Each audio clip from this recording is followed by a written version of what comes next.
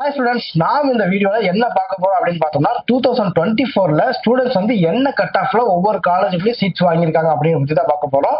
So இந்த cut off details நம்ம எங்க எடுத்துக்கோம் அப்படின்னு பார்த்தோம்னா டிஎன்இஏ பார்த்தீங்கன்னா அபிஷியலா அந்த கட் ஆஃப் டீடைல்ஸ் கொடுத்துருக்காங்க.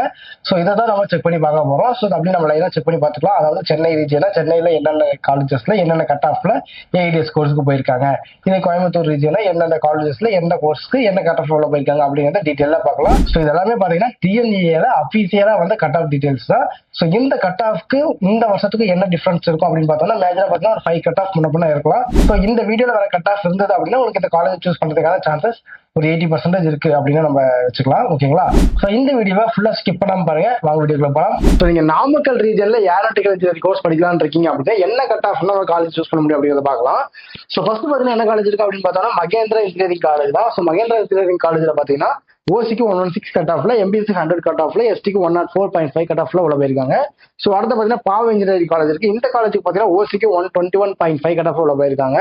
ஸோ அடுத்து பாத்தீங்கன்னா எக்ஸல் இன்ஜினியரிங் காலேஜ் இருக்கு. இந்த காலேஜ்ல பாத்தீங்கன்னா ஓசிக்கு 143ல, பிசிக்கு 87ல, எம்பிஎஸ்சிக்கு 113.5ல, எஸ்சிக்கு 107ல, எஸ்சிஏக்கு 131 கட் ஆஃப்ல ஸ்டூடெண்ட்ஸ் உள்ள போயிருக்காங்க. ஸோ மித்த காலேஜஸ்ல எங்கப்பா டிஎன்இஏல ஒரு ரிசல்ட்ஸ் இல்லை அப்படின்னு பார்த்தோம்னா, ஸோ இந்த காலேஜஸ்லாம் பார்த்தீங்கன்னா தான் கவுன்சிலிங்ல சீட்ஸ் ஃபுல்லா இருக்கு. அதாவது கவுன்சிலிங் மூலியமா டிஎன்இஏ மூலியமா சீட்ஸ் ஃபுல்லா இருக்கு. மற்ற காலேஜஸ்லாம் சரியா ஃபுல் ஆகல.